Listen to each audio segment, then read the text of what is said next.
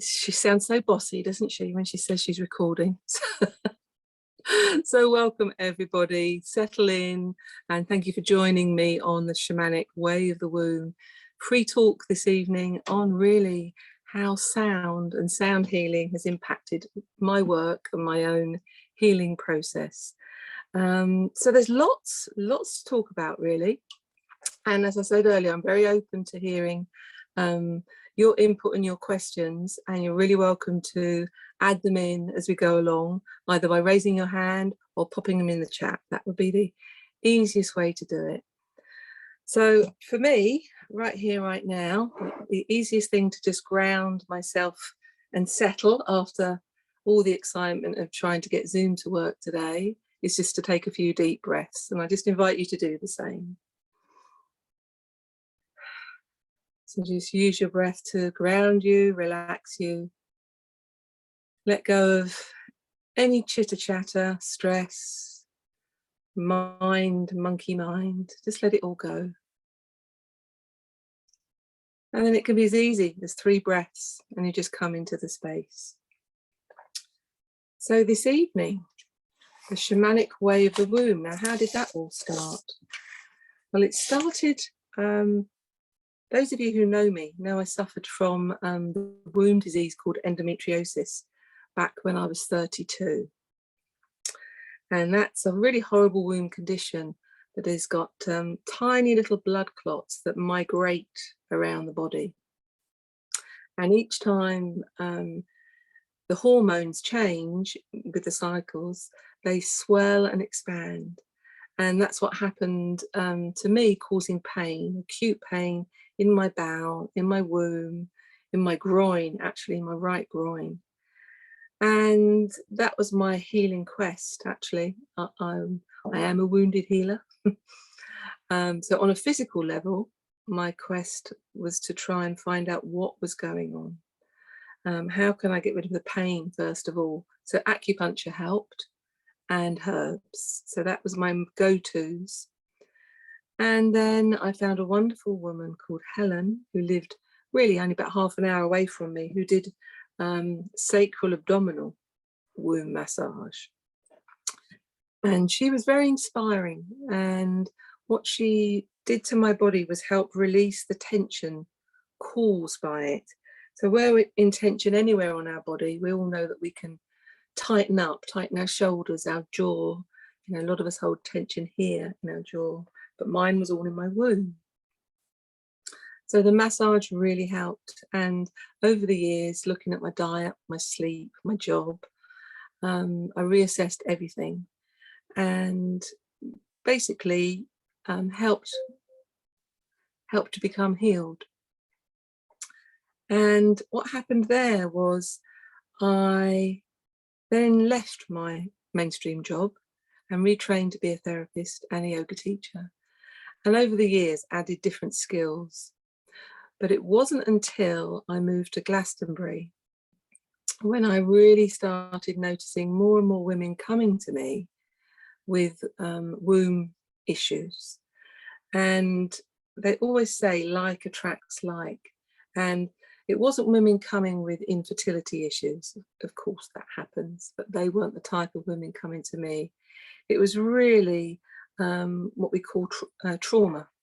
So womb grief. So under that heading, it could be miscarriage, abortion, birth trauma, hysterectomy, grief from the womb.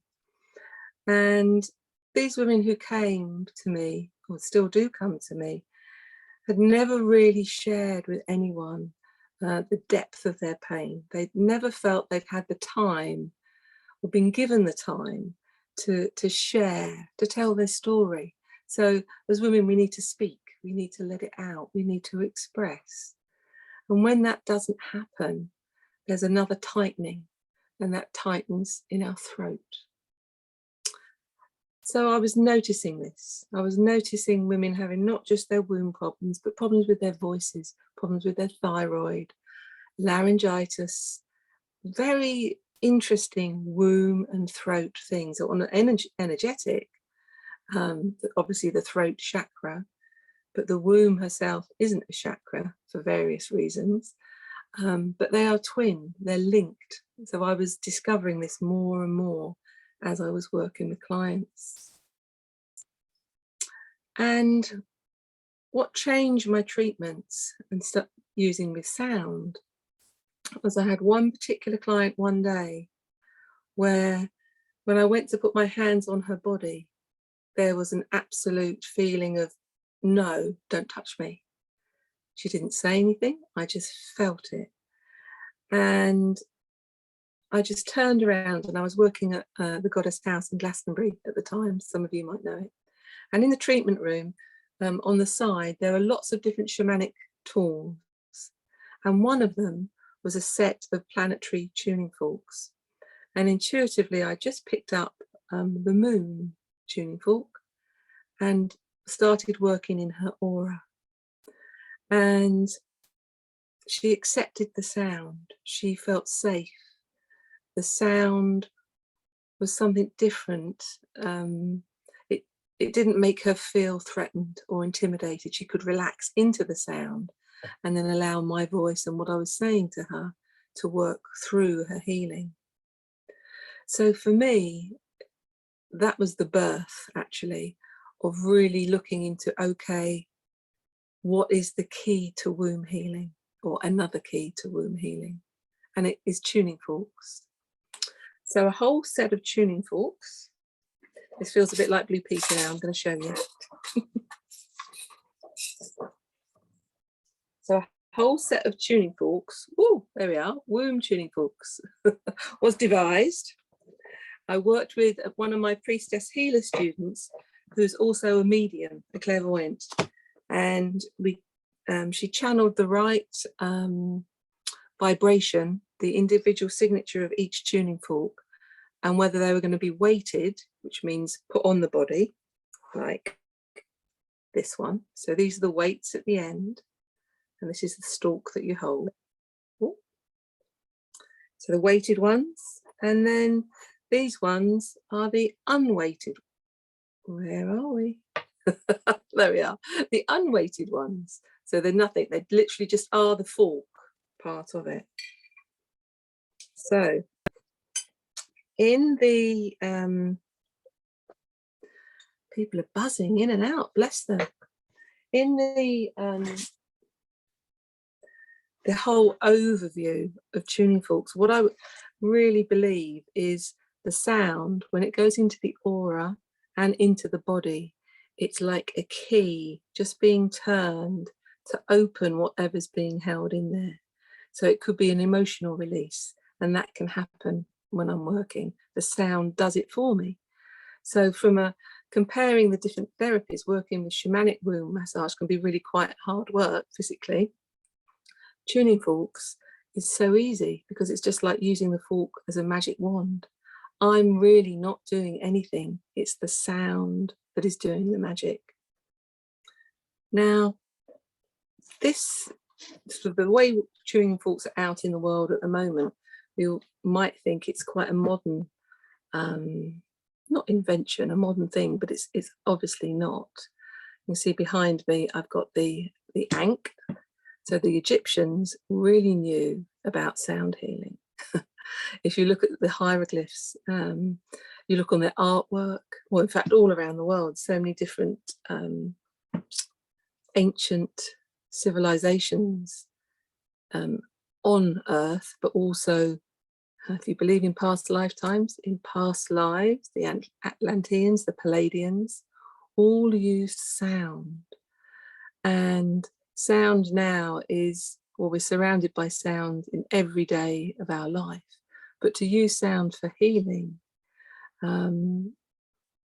is such an ancient technique. And the students who I train with, it's as though they just know what to do. It's in them. They might have done it before. So those of you who might have a yoga background, you might know how to chant and tone and sound, and using our own throat and absorbing the sound in the body is actually we become a tuning fork ourselves. So making the sound within us, every cell in our body can vibrate. And if you go out drumming on the land, and drumming and singing and dancing, all of those, it's like sound healing for the earth, especially in groups. Earth acupuncture, for another terminology that catches on. So all of this we can all do for ourselves, for each other, and for Mother Earth. It's just an amazing web of healing that can spread out through using sound. So you might have heard of, well, not heard of, when you meet someone who you really like, you might not have met them before, but you just like the sound of their voice, or you just like their energy. There's an expression in sound healing where we say we're in resonance. We resonate with that person with the same vibe, if you want the sort of new agey term, in the right vibration. And you can feel that. You can feel that in all of your body when someone feels, warm, open, loving. Yes, yeah, they're my tribe. I feel, yeah, you know what I mean. But the other word that comes from sound healing is when we're not in resonance with someone, and that's dissonance. So really, it's a disresonant, a discord. And again, instantly, you'll know if you meet someone who doesn't resonate with you. Instantly, the energy of your aura will vibrate, and it will come into you, and you'll just know, no, you're not on the same vibration as me, and it's okay. Everyone's different. We don't have to resonate the same with everyone. So those two words are very important: resonance and dissonance in sound healing. So any questions from any of that so far? Any sort of feeling or knowing, or is this all new for you, or you've heard all of this sort of thing before? Just pop something in the chat and just let me tune into how you are all doing.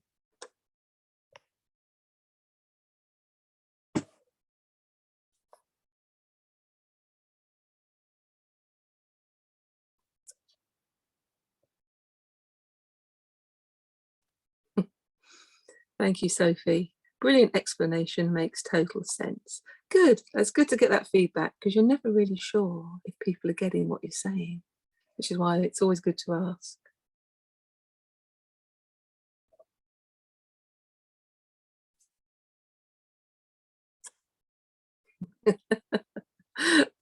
Thank you, Rachel. I'm totally resonating with this. Raquel, yeah, it resonates a lot with my experience. I work with sound healing as well. That's great. Thank you for that affirmation. Me too. Great. So thank you, everyone. Carry on typing if you still are, and I'll come back to the chat again in a minute. So we had the whole of the womb medicine wheel that was part of the womb awakening training, and it's really interesting. Just finished a week's training last week in Glastonbury, and as I was sharing the womb medicine wheel, it came, some of the girls said, oh, what about the men? And that's the first time in that sort of training anyone's asked about the men, and can they use this sort of work on men? So yes, especially with sound. So it's called Hara awakening. Obviously men haven't got a physical womb, but they've got that energetic center as well. So yeah, sound healing is open to all. So if any of you were thinking of that. So we don't just work on the womb medicine wheel and the Hara medicine wheel. I work with the elements shamanically. And the tuning forks are great, but what I would love to weave in as well are different instruments. So I thought I'd show you today which ones I'm using at the moment, and they vary depending on what mood I'm in. So my dog loves this one. These are donkey's toenails. Oh, yeah. He loves chewing them, which is not allowed. So yeah, when I'm working with clients, and I want to move the energy around, clear some energy. Is a good one that are associated with fire, but the one I love best, that I will, particularly when I'm trying to clear the Kundalini channel up the spine, it sounds like a snake.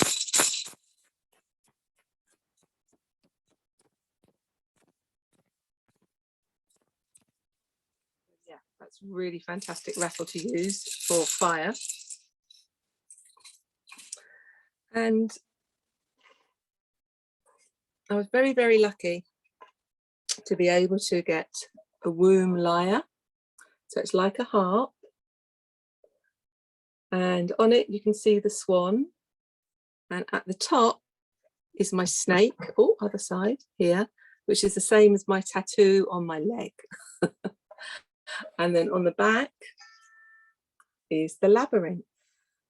So this is made from cherry wood by a man who was connected with the womb awakening story.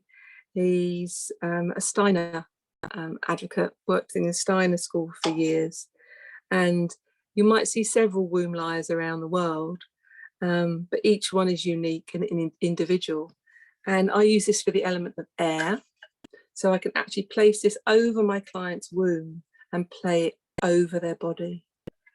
So this is ethereal. It's very much helping clients to connect up if they need to connect up to the cosmic womb, the stars.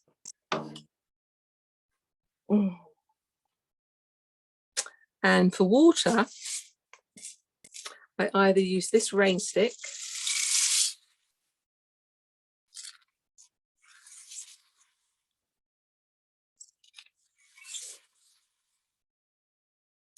and I've got an ocean drum.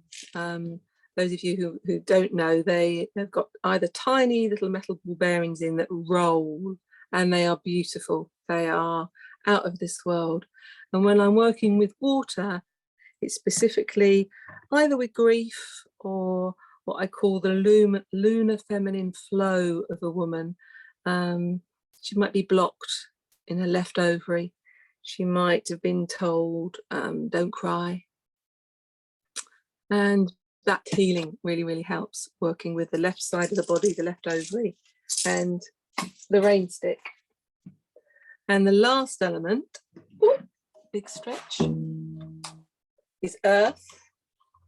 And here's my drum. So this is a ceremonial womb healing drum. And it's made from red deer skin. And I love it. And it's really for earthing.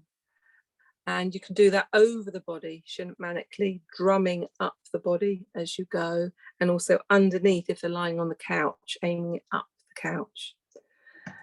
So there's a huge amount of tools you can use shamanically for healing. And the thing I love is every session is different. I'm never bored. No client is the same. All of us are unique in our womb healing journey. So I'm not there massaging the same routine like you might be in Swedish massage.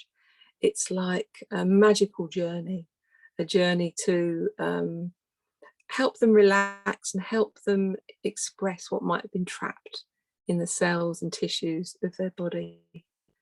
And I work with the here and now. So if they've got fibroids or endo, obviously, or cysts or fertility problems, that's what I work with first. And once we've moved through that, we start looking at the mother line. So what's happened in their birth when they were in their mother's womb? What happened to their mother when she was in her mother's womb? And going back as far as you possibly can to 7 generations, if you can. So clearing what we call the red thread back that might have been carried through. So there's lots of ancestral ties, karmic patterns, contracts that can be put upon us individually and collectively that might need to be cleared. And some women do have these conditions, and there's no reason why. There's no medical reason why. I'll give you a personal example. Over the last 3 months, I've gone through my menopause. 3 years ago, I went through my menopause, so no bleeds at all. But then on a full moon, the last 3 months, I've been bleeding. So it's a bit like my womb has chosen to have her flow back again. And in my heart of hearts, I really felt there wasn't anything major going on. But everyone around me said, oh, it's a red flag for cancer. You really must go and get your womb checked. So I did. And long story short, I had a biopsy. It was all clear. And I should have really trusted myself, trusted my own womb, knowing that everything was okay. But if I'd really looked at what was going on, I was very stressed because of certain things going on in my life at that time. Not only COVID, but my parents, my children. And it was as though my womb couldn't hold anymore. I was so full up. And she just bled. She just bled. So that's my personal connection to trusting my womb. So what I needed to do, that I hadn't done, I should have cried. Sometimes as women, we think we have to carry on and, you know, Joan of Arc, Boudica. But no, I should have actually said, this is too much for me. I need to just look after myself for a bit. So the last month, that's what I've done. I've really stepped back. Things are much better. And we've just had a full moon last week.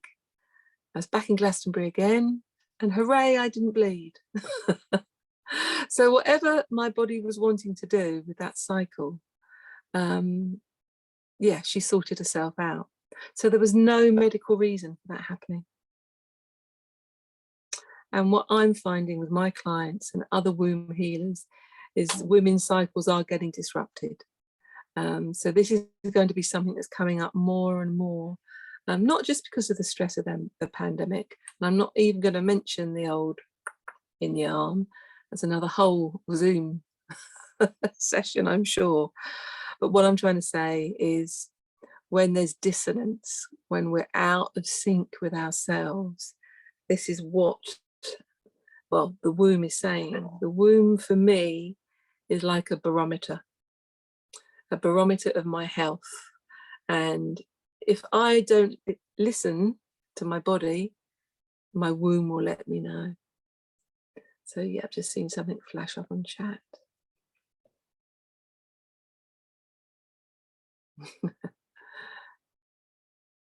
Yeah. Oh, you've had the same problem as endo. Yeah, healing of the womb and love drumming with my bowls and drum. That's interesting for my course, men. Yeah. Susanna, you sound healing and resonance a lot in self-care. Yes. See, that's I forget. Mine is out of sync, and it never is. Yeah. Yeah. So as we progress through our own healing journey and come up with all these tools and things, it is very easy to forget to use them on yourself. And that's what I'd forgotten. I'd completely forgotten to look after me. So any questions on any of that I've shared so far, you're welcome to unmute yourselves.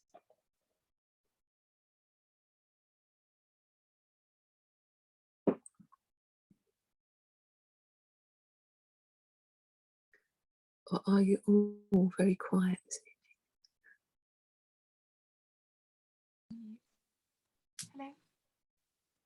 Hello. Hello. Hello. Hello. It's Susanna. Hi, Susanna. How are you, darling? Hi. I'm okay. So actually, I do have a question, and I haven't thought about the right words to say it in. So if it comes out awkwardly, then apologies. But my question is about how to protect on that vibrational level, or not really how to protect, but your thoughts on how to manage enmeshment in working with clients, with energies coming up, and how to hold that.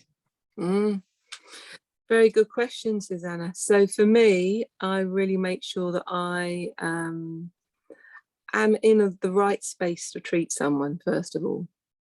If I'm not in a good space, if I'm stressed, if I'm out of kilt, then I don't do this work. So that's sort of rule number one. And the way I work, as you know, doing the Priestess Healer course and different trainings, is I always invoke, I always call in. So those of you who may not work like that, it's working with a particular deity. So for me, I work with Isis, I invoke Isis, Rhiannon, who's the Welsh goddess of love. And depending on what I'm dealing with, it might be Hathor, it might be Hecate, it might be Kali. I mean, there's, you know, goddess of 10,000 names. Just take your pick. You know, there's there's loads out there. Or you might want to work with dragons. I've been working with dragon energy so much more because of Goddess Conference this year is about dragons. So yes, if you didn't see one earlier, I could be Queen of Dragons for a day. Look, my little baby dragon. So yeah, calling in and having complete confidence and faith that there is someone or something holding the sacred space bigger than me. So I don't have to worry that anything untoward or unwanted is going to, for want of a better word, come through or attack the space. So if that's a sort of initial thing, Susanna, and then after a session, you know, I always make sure I ground myself. I thank the deities, and then my own personal care, showering, changing my clothes, drumming myself down if I need to, using the tuning forks if I need to. So I tend to do more afterwards, actually, rather than before. And there's also this element of, you know, in the whole Wiccan priestess world, we could be putting protections up 24/7. You know, you could take hours doing all your protections. But for me, being in the vibration of love is the biggest protection you can have. So standing in that field of love, which is the Magdalene, really, really helps. So soft, unconditional love and trust. I hope that helps. Yeah, it really does. Thank you. You're welcome.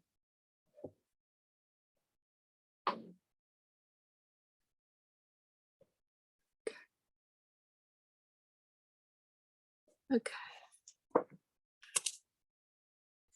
So I wanted to share with you the actual sound of the tuning forks.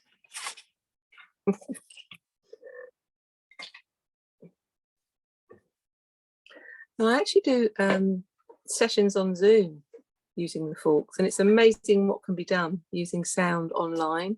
So if a client can't get to me because I'm out in the middle of nowhere, then we'll do a session online. So that somehow the vibration from, or my connection from me to them first is strong. So like for now, I'll put my hand on my heart and connect to your hearts. And I'll put a hand on my womb and connect to your womb. So I'm going to use the Om tuning fork. Oh, where are we? There we are.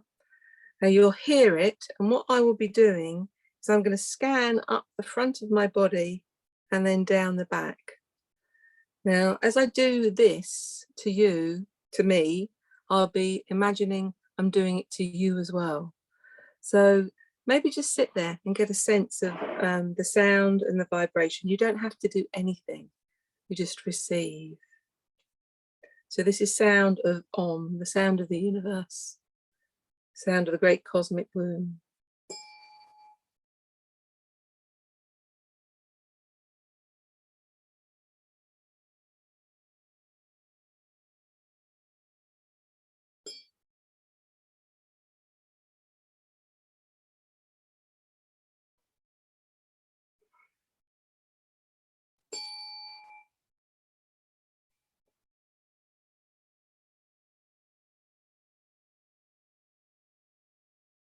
So when I'm using that tuning fork, I'm allowing the sound to resonate up the front of the aura, the front of the body, and I can feel the vibration of the fork through the stalk.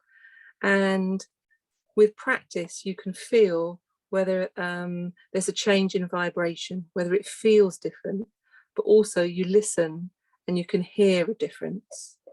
So I'm going to do it one more time.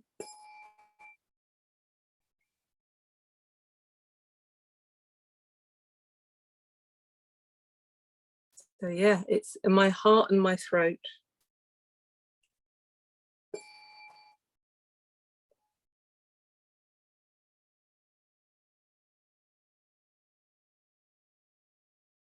And as you sweep through, it's the sound that will bring any dissonance back into resonance.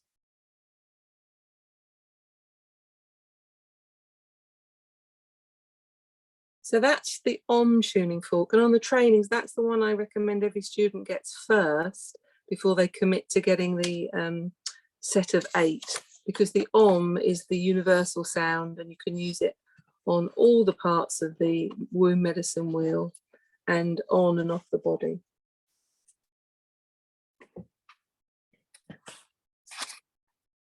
So I just want to check in, how much in-depth detail do you want me to go into? Are you really interested in learning about the womb medicine wheel? Give me a thumbs up if you are. You are, okay. Let me take a slurp then. Oh. So if you imagine on your body, going from the top of your pubic bone and drawing, just putting your hand in a circle, drawing a circle around, so you're rubbing your lower belly. So that whole circle is like a medicine wheel. And as you move your hand around, come to the bottom of the circle, and that's like the base of your womb. So it's like the top of your pubic bone is the base of your womb. And as you move around to your right in a circular motion, you're coming to your right ovary. Yeah. Up to the top, but just below my belly button is the top of your womb. Move around to your left ovary and then back down to the base of your womb. So in all medicine wheels, they're within a circle. And that's what this is. So it's represented by a circle, which is an ancient symbol, like the Ankh. That is a really good example. So the Ankh behind me is the Egyptian symbol of life. The circle at the top is the womb. Going across is the left and right ovary, going across. And the bit at the bottom coming down, the stalk, that is the vagina. So that ancient symbol we have got inside us. So there's different places, these 8 magical gateways. So you can just leave your hand over your womb space, keep it cozy and warm there. So the first 3 gateways are on the what we call the Royal Road in, going up. So on the Ankh, it's coming from the bottom, which is the labia, and going up into the womb. So the first gateway on the womb medicine wheel is the labia and clitoris. And in that position, that's where the maiden energy sits. Further up, going in, is the G spot, where the lover sits, also known as the queen. I like to think the queen sits there. And as we go up on the physical level, the protection sits in the cervix. And this is where on many medicine wheels we've got the crone, the gateway keeper. So she keeps those gateways shut and only allows what is fully welcome into what's known as the Holy of Holies. So when you go into real real. When you go into an actual building that is a temple, the Holy of Holies is right at the back, this most sacred place. So the center of the womb is the Holy of Holies. And then we work around coming in. So you've got the base of the womb, and the element of earth sits there. So that is where we find the sense of belonging. So a lot of women might have problems with the foundation of their womb. You know, do I belong in this planet? Am I happy here? They might have trouble birthing things, not just children, but projects, bringing their visions and dreams, manifesting them out into the world. The fifth gateway is the element of fire that sits in your right ovary. Now, this is where I had all my ovarian pain. And it can, for me, it felt like a red hot poker. So when I work with clients, either with the tuning forks or if there's anything wrong with their fire element, I weave in visualizations as well and take them on a shamanic journey to look at what's going on with their element of fire. And only they really know if it's too much fire or not enough fire. So moving around from that right ovary, we're coming up now to the top of the womb, which is where we've got the element of air. And that's our connection to our ancestors up, our soul purpose. And for anyone trying to conceive, that's the conception point for the soul seeds, the star seeds to come in. So working with clients with infertility, the air element is really important. Then the seventh one is on the left, in our left ovary. That is all to do with our intuition. It's the water element. So our intuition, our feelings, that all sits in there. So again, anyone who's got trouble with that ovary, whether there's cysts on it or polycystic ovaries, the water element is the one to work with. And the last one, the eighth one, is the center of the womb. Now, for me, this is one of the most magical portals that we've actually been gifted. So once our womb is fully awakened, and by that I mean we're more in tune with it. Obviously, our third eye, our throat, and our heart chakras, we're all used to tuning into, opening, activating. But the womb chakra, the womb portal, we're absolutely not, because it's not taught. And it's not been taught because it is so powerful. So once this womb portal is activated, we can connect down to Gaia's womb. So a real strong connection to Mother Earth. So as a priestess or a shamanka, a shaman, you have to be rooted and grounded. You have to be present. But also, you need to be able to travel up to the great cosmic womb, so you can journey, so you can travel, so you can dream, so you can guide your clients, so you can open to your intuition. So there's something about the womb being a portal up and down that way, in that plane, north and south, but also the womb has got a front and a back. So we're able to travel forwards in time through the front of the womb and back in time through the back of the womb. So she's multifaceted. We've been all conditioned to think that we're just here in the here and now, or we worry about the future and stress about the past. The womb actually can help us, can guide us on where to go with clients, where to go with ourselves. So I'd completely encourage you to tune into your womb, tune into your own messages of your womb. And would you like to do that now? Because there's a really quick way of doing it. So just put one hand on your heart, one hand on your womb, and close your eyes. Take a few deep breaths.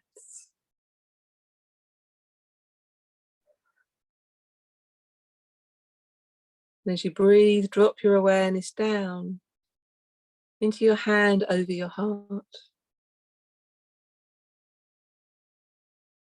And it should be quite easy to tune into how your heart is feeling right now.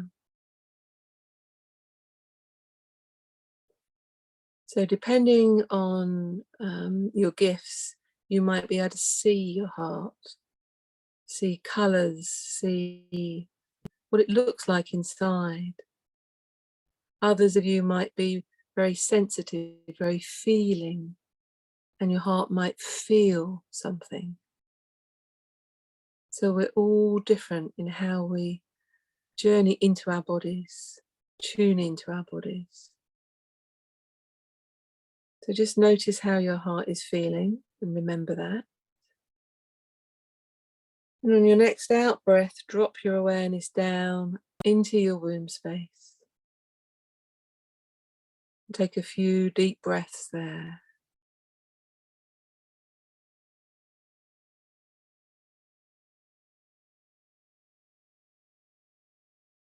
And sweep your awareness around the front of your womb, the back of your womb, the sides of your womb. It might be harder connecting to your womb than to your heart. And that's okay. But just get a sense of how your womb is feeling right now.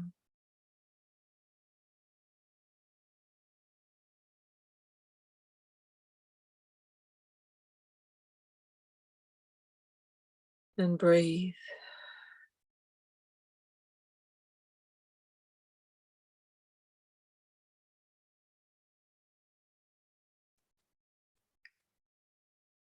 When you've tuned into your womb, allow your top hand to slide down. Just cover your other hand over your womb.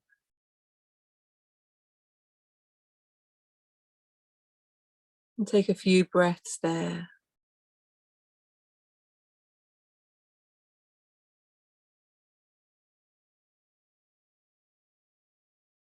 So remember your words, what you felt, saw, or sensed. I'm just going to type into the chat. My heart, for some reason, felt excited, and my womb felt full.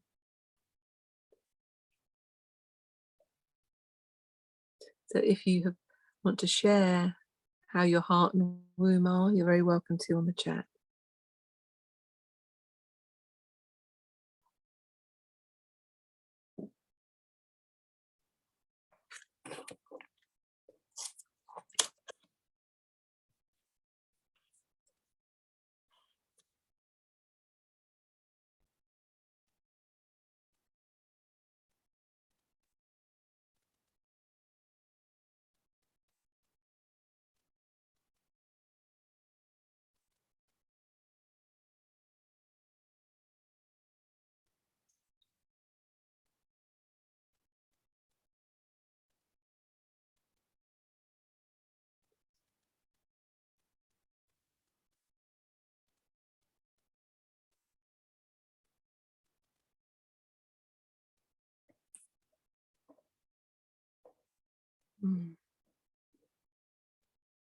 Thank you. My heart's vulnerable and my womb expansive.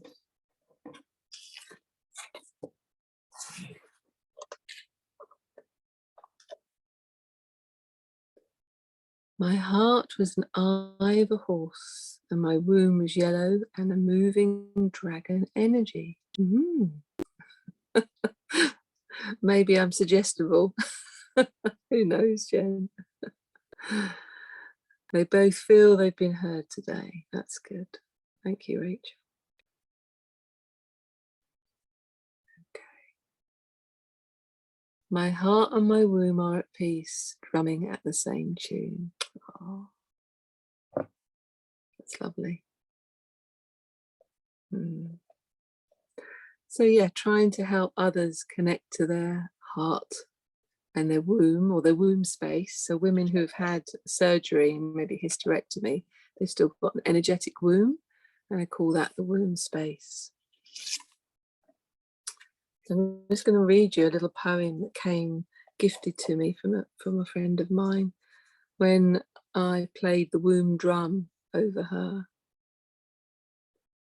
Out of the silence came the first heartbeat, echoing through the universe, becoming rhythm, sound and form of woman playing her womb drum, birthing all that is. And I think that's quite beautiful and quite poignant, that women, as women, we birth all that is. We have that potential to birth anything and everything.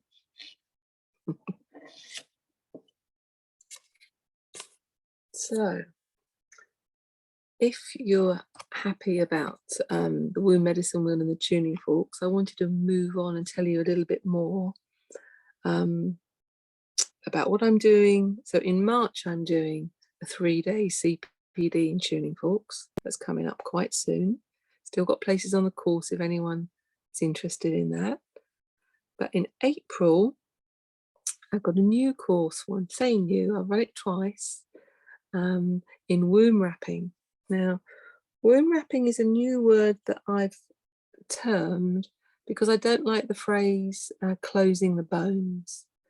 Now, with my job as a doula, birth doula, closing the bones I use postnatally to help women bring energetically everything back into the center of their womb. Because obviously after birth, the whole of the pelvis and everything can feel so expansive. And the closing the bone ceremony is something that was come from South America. And again, many different indigenous tribes, ancient lineages did this. And my terminology, womb wrapping, evolved from actually working with clients on the couch. So traditionally it's done on the floor, but after any shamanic womb healing, either using the forks or massage, I then wanted to bring everything in. So not just over the womb, but also the thighs and the heart and the head. There's something about being cocooned, swaddled like a baby. And it definitely takes some clients back into that womb space of just being held, loved and safe. So there's a whole day spent on the preparation for that, the energetics for it, and who can you use it for. So it's not just postnatally. I use it for all sorts of different transitions, changes in women's life. So going through the menopause, you know, being reborn, coming out of it, a divorce, any life situation that a woman needs to mark and move through, a threshold, a gateway, if you like. It's really powerful to do the womb wrapping for. And then the next day on that particular course is all to do with sacred anointing.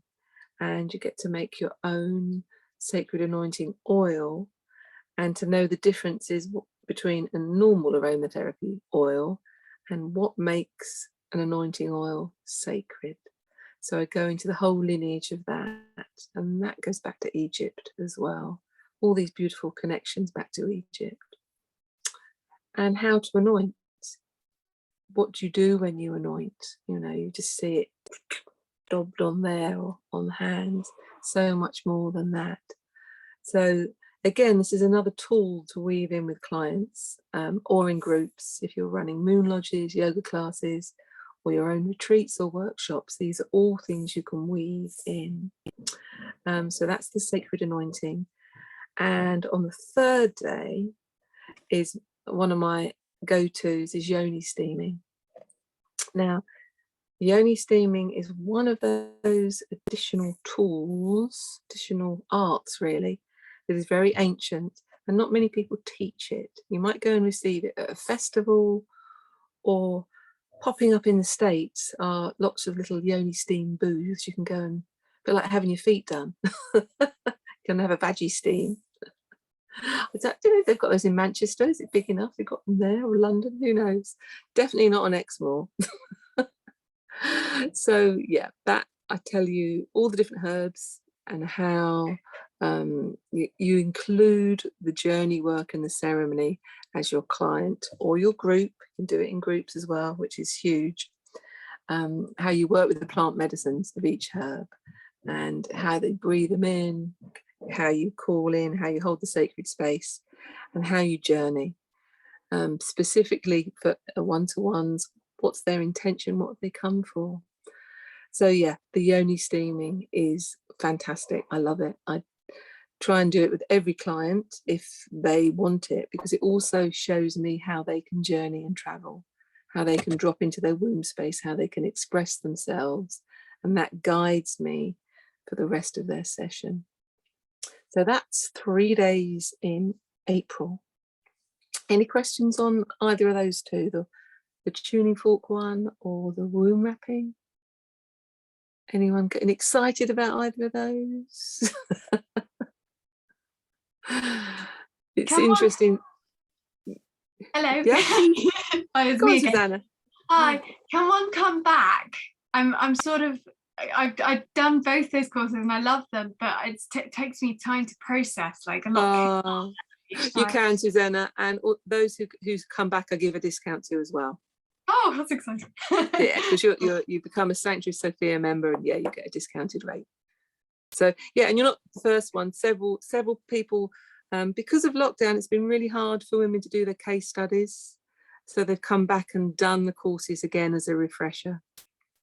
Yeah, I did my case study after the lockdowns, and I they were all very separated, but I would like to do more case studies, and I would like to train again, because it's, it just feels safer. So thank you. Absolutely. Thank you. You'd be welcome back anytime, Susanna. No problem at all, darling. Cheers. Somebody else, I think, was going to speak. No?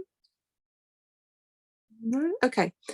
So the last thing I wanted to talk to you about was my very exciting to actually happen finally after 3 years of not being allowed to do residentials, is a week's residential at Earth Spirit Centre in just outside Glastonbury.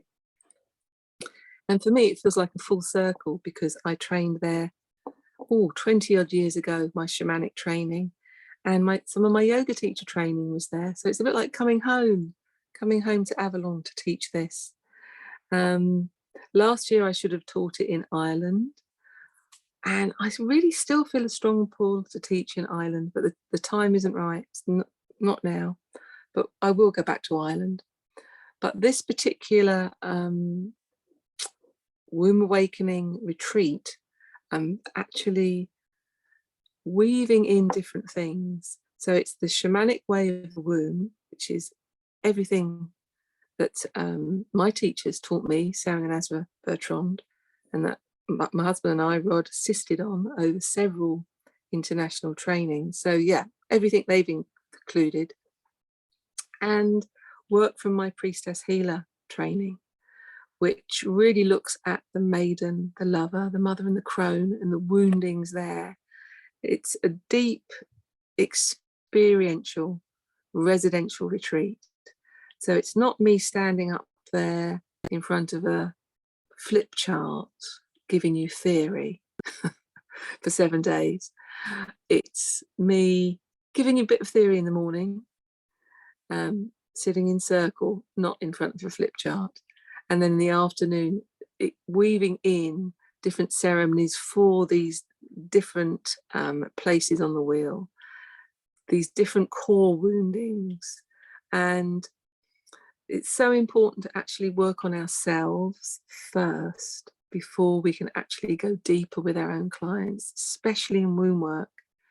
So you might see all these things have a wave. When I started learning yoga and Reiki, that was a wave.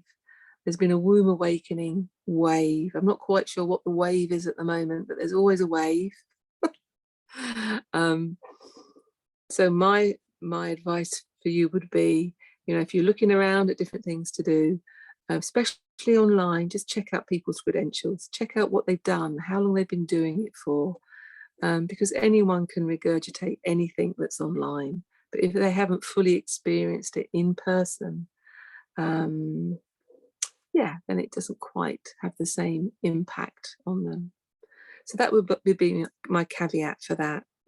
So yeah, going back to May, that will be in Avalon, and we'll also have a day out on the sacred sites in ceremony. So we go up the Tor, we go to the Red and White Spring, and wherever else we can weave in that's not that's on the sacred path when we go to Avalon. Maybe the Goddess Temple, maybe the Temple of Avalon. There's so much to see. There's yeah, it's wonderful. And having lived there, I know places that the tourists don't go. So yeah, it will be amazing to take you all there, take a group there. So if you're interested in that, it's definitely happening. I've got enough people now who've booked on, and I can take a maximum of 23. 16 can be inside accommodation. It's really lovely new building they've got at Earth Spirit Centre. They built it a couple of years ago, and yeah, there's twin accommodation with each one has got an ensuite.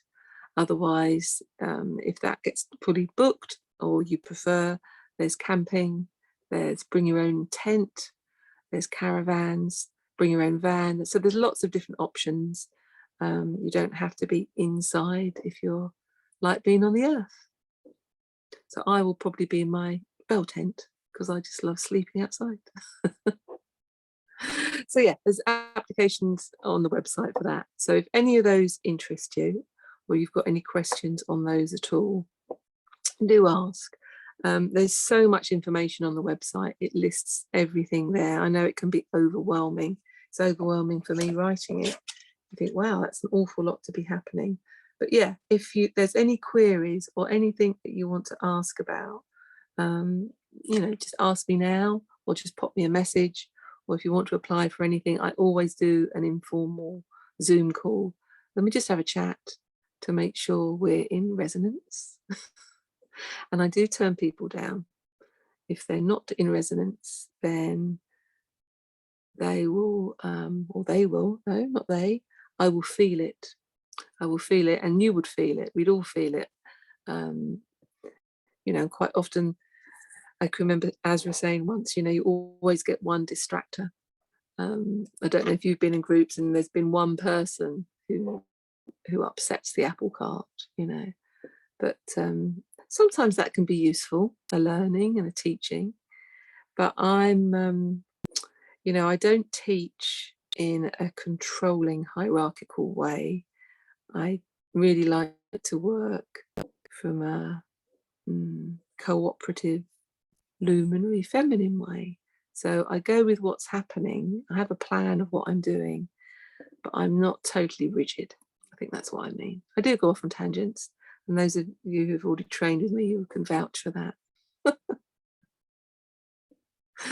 So yeah, that's how I work. I go with the flow, but do have, you know, a whole map of work I've got to go through, and we get through it. We do get through it. So I hope that might have inspired you to dive a little more deeply into womb awakening work and the shamanic way of the womb. Or the other exciting bit of news is I wrote a book during lockdown, or two actually. A book, the one called The Shamanic Way of the Womb, which is all my different courses and my personal experiences and practices.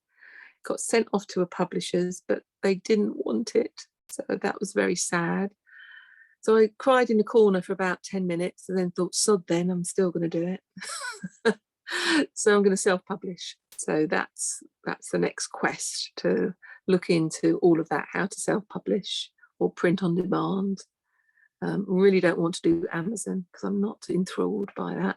So yeah, looking at other ways for that. So that's one book.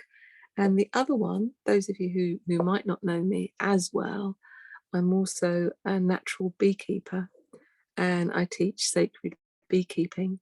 So my other book that I wrote is called The Musings of a Sacred Bee Priestess. And that actually started when I moved to Glastonbury, oh God, 7 years ago, and I didn't take my bees. So I didn't have bees for a couple of years. and I really missed them. And I started getting downloads of information. I started writing a story, and would you believe it was a dystopia, disaster story about all the bees dying out and all the humans dying out from a virus. And it was the bees from other planets. It was the Venusian blue bees that helped save everyone. So I never fully finished that story because obviously the pandemic happened, and I thought, what's the point of putting the story out when the disaster's already happened? But there's so much other stuff in there that I've rewritten it and put in more practices actually. So yeah, that's going to be out there. Don't know when. I'm not putting myself under pressure, but it will be birthed when it's ready. So I'm really happy to open up if you all want to unmute yourselves. And is there anything you want to share, either about your own wounds, about any wound work you're doing, or this space is just yours for the next amount of time we've got together, just to share what you need to share? So Jenny, you've unmuted yourself. Oh yeah, that's what you said, is it, to unmute? I did, if you wanted to share, yeah. So I thought you wanted to go first because you looked keen. I was just doing what I was told. I was a bit like, yeah, okay. You're such a good girl. Oh yeah, God. But no, I've enjoyed this kind of reconnection, you know, because I've done the 2 courses with you and found, you know, I felt the real power of that, you know, the sort of creating space for change. And I haven't worked with it for various reasons, but I teach yoga, so, you know, maybe these things have filtered in through my yoga. But I love the sound of the priestess healing. I love the sound of everything. I'm not in a position to, unless it's weekends or school holiday time, I'm not in a position to launch into that at this point. But I'm always kind of looking to see what I might be able to do with you. Always, I've got a plan, but I don't know if it's going to come to fruition. Yeah, the trouble with teaching in Glastonbury is I can't hire the Goddess Hall at weekends because they have all the priestess trainings then. So I can only use it during the week, and I need it for 3 days, and the weekends only 2 anyway. So it's always either a Tuesday, Wednesday, Thursday, or a Wednesday, Thursday, Friday, I'm afraid, for the CPD trainings. And do you ever do school holidays, or is that, do you sort of avoid school holidays? Well, because of lockdown, the last 2 years, there's no usual, and I'm still only booking up until, where are we now?